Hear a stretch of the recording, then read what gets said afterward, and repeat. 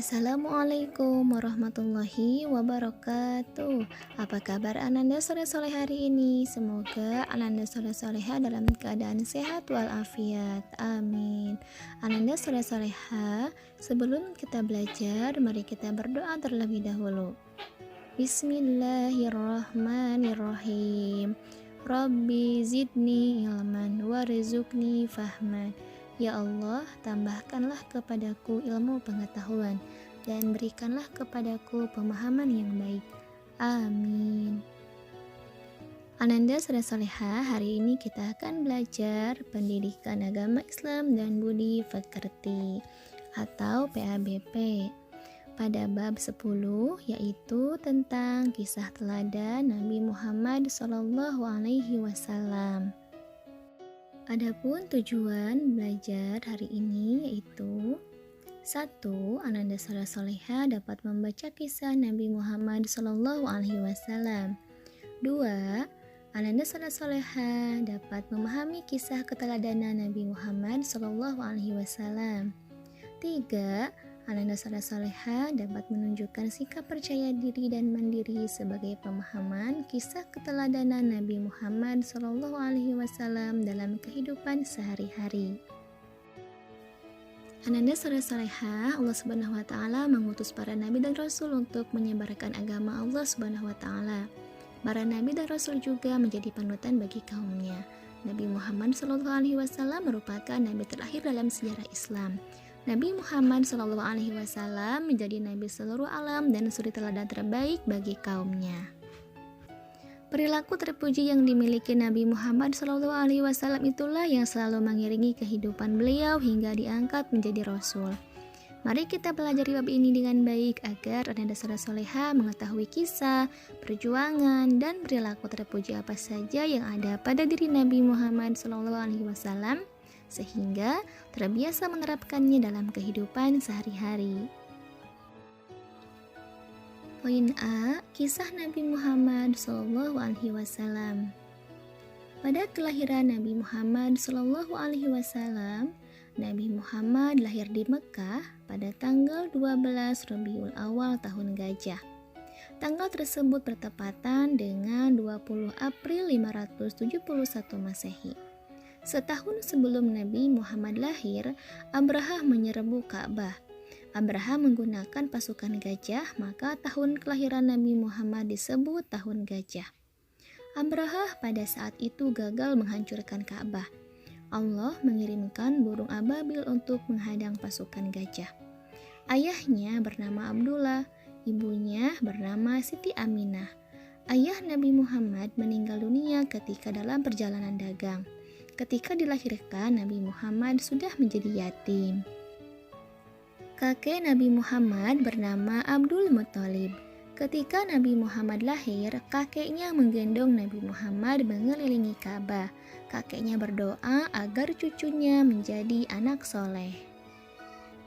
Pada masa kanak-kanak hingga dewasa, ketika bayi, Nabi Muhammad tidak disusui ibunya. Nabi Muhammad disusui Halimah Saidah.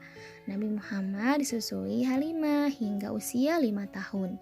Selama mengasuh Nabi Muhammad, Halimah mendapat rezeki melimpah. Ketika usia 6 tahun, Nabi Muhammad diajak ibunya berziarah ke makam ayahnya. Dalam perjalanan ziarah, ibunya meninggal di Abwa. Dalam usia 6 tahun, Nabi Muhammad menjadi yatim piatu. Setelah ibunya meninggal, Nabi Muhammad diasuh oleh Abdul Muthalib. Nabi Muhammad mendapat kasih sayang penuh dari kakeknya. Ketika Nabi Muhammad berusia 9 tahun, Abdul Muthalib meninggal dunia. Kemudian Nabi Muhammad diasuh oleh pamannya yang bernama Abu Thalib. Abu Thalib bekerja sebagai pedagang. Nabi Muhammad diajari menggembala kambing dan berdagang. Abu Thalib juga mendidik akhlak Nabi Muhammad. Nabi Muhammad sangat disayang pamannya. Hal ini karena Nabi Muhammad rajin, giat, tekun, jujur, dan ulet. Karena kejujurannya, Nabi Muhammad diberi gelar Al-Amin. Al-Amin artinya dapat dipercaya. Ketika usia 12 tahun, Nabi Muhammad diajak berdagang oleh Abu Thalib. Ketika melakukan perdagangan ke Syam, Nabi Muhammad bertemu dengan Bukhairah. Ia seorang pendeta Nasrani. Ia mengetahui ciri-ciri kerasulan pada Nabi Muhammad. Ia berpesan agar Abu Thalib menjaganya. Nabi Muhammad semakin terkenal di kalangan pedagang. Hal itu dikarenakan Nabi Muhammad berakhlak terpuji. Sifat-sifat terpuji Nabi Muhammad yaitu sidik, yang artinya jujur, amanah artinya dapat dipercaya, fatonah artinya cerdas, dan tablik menyampaikan kebenaran. Seorang saudagar bernama Siti Khadijah tertarik pada kejujuran Nabi Muhammad. Akhirnya Nabi Muhammad dan Siti Khadijah menikah. Ketika menikah, Nabi Muhammad berumur 25 tahun, sedangkan Khadijah berumur 40 tahun, dan mereka pun hidup bahagia. Karakterku jujur. Bersikaplah jujur dan jangan berbohong. Perilaku jujur akan disenangi oleh teman-temanmu. Poin B, meneladani perilaku Nabi Muhammad SAW. Ananda Soleha, Nabi Muhammad memiliki akhlak luhur. Beliau adalah orang yang dipercaya. Karenanya beliau digelari Al-Amin, yaitu yang dapat dipercaya. Beliau juga rajin, tekun, dan giat. Berikut hikmah dan keteladanan Rasulullah SAW. 1. Allah mengutus Nabi Muhammad SAW sebagai suri teladan terbaik. 2. Allah mencintai Nabi Muhammad karena pribadinya agung. Jika kita ingin dicintai Allah, ikutilah semua yang dicontohkan Nabi Muhammad SAW. Allah berfirman dalam surah Al-Qalam, surah yang ke-68 ayat 4. A'udzu billahi minasyaitonir rajim. Bismillahirrahmanirrahim. Wa innaka la'ala khuluqin azim. Yang artinya, dan sesungguhnya engkau benar-benar berbudi pekerti yang luhur. 3. Nabi Muhammad diberi gelar Al-Amin. Al-Amin artinya dapat dipercaya.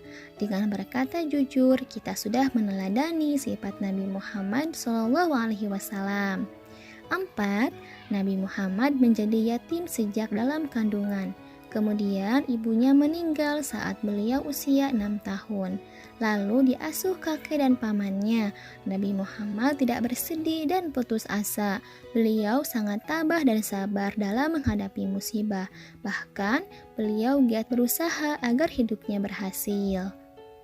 5. Sifat patonah yang artinya cerdas. Patut kita teladani dengan cara berusaha, bekerja keras, giat belajar, dan bersungguh-sungguh agar kita berhasil. 6. Nabi Muhammad SAW memiliki sifat amanah, artinya dapat dipercaya. Tidak menyalahgunakan kepercayaan orang tua merupakan contoh sikap amanah. 7. Saling menasihati dalam kebaikan merupakan contoh sikap meneladani sifat tabligh Rasulullah SAW. 8. Sesama teman harus saling menghormati dan tolong-menolong. Alhamdulillah, materi hari ini telah tersampaikan. Ananda Soleha, ayo kita berlatih membiasakan berperilaku jujur dan mandiri yang selalu diajarkan Nabi Muhammad SAW. Mulailah dari diri sendiri, lingkungan keluarga, sekolah, dan di lingkungan masyarakat. Ananda Soleha, setelah menyimak pembahasan tadi, ayo kita berlatih pada halaman 136 sampai 137, yaitu pada poin A pilihan ganda dan poin B yaitu pada isian. Ananda Soleha, itu adalah materi untuk hari ini. Tetap semangat ya untuk mengerjakan tugasnya. Silahkan tugasnya jika telah selesai difotokan kemudian dikirimkan kepada wali kelasnya masing-masing. Terima kasih atas perhatiannya. Tetap semangat. Wassalamualaikum warahmatullahi wabarakatuh.